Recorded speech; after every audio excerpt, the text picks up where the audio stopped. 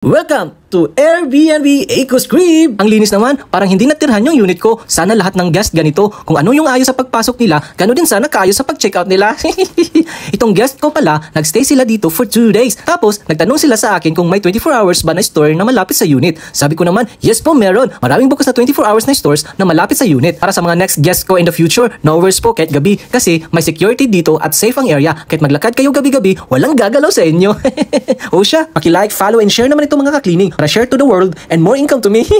By the way mga ka-cleaning, kung gusto nyo magkaroon ng bahay dito sa Davao City, PM nyo agad ako para ako bahala maghanap ng bahay na swap sa budget ninyo. Para may extra income ako at makatulong kayo sa akin sa mga utang ko. O siya mga ka-cleaning, bilisan na natin sa paglinis para hindi tayo mabutan ng mga coming guests natin. Hanggang dito na lang mga cleaning, paalam! Salamat sa panonood ka-cleaning! Kung gusto niyo mag-book sa aming Airbnb townhouse dito sa Davao City, tumawag lang po sa 0932-4845-803 or i-message ako sa aking Facebook page, EcoScript! Salamat!